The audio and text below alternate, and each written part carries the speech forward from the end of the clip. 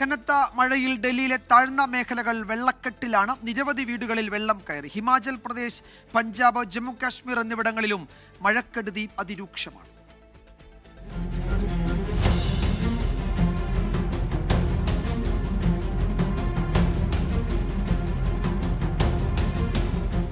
ഡൽഹിയിൽ യമുന നദിയുടെ ജലനിരപ്പ് അപകടനിലയ്ക്കും മുകളിലാണ്. തീരത്തുള്ളവരെ മയൂർ വിഹാറിലെ ദുരിതാശ്വാസ ക്യാമ്പിലേക്ക് മാറ്റി. താഴ്ന്ന മേഖലകൾ വെള്ളക്കെട്ടിലാണ്. നിരവധി വീടുകളിൽ വെള്ളം കയറി. ഹിമാചൽ പ്രദേശിലെ മണ്ഡിയിലെ സുന്ദർ നഗറിലാണ് മണ്ണിടിച്ചിലുണ്ടായത്. നിരവധി വീടുകൾക്ക് കേടുപാടുകളുണ്ടായി. 15ഓളം കുടുംബങ്ങളെ മാറ്റിപ്പാർപ്പിച്ചു.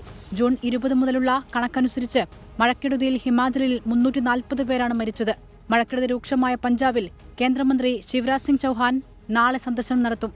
ഛത്തീസ്ഗഡിൽ അണക്കെട്ട് തകർന്ന് 4 പേർ മരിച്ചു. ലുത്തിയ ഡാമിന്റെ ഒരു ഭാഗമാണ് തകർന്നത്. 3 പേരെ കാണാതായി.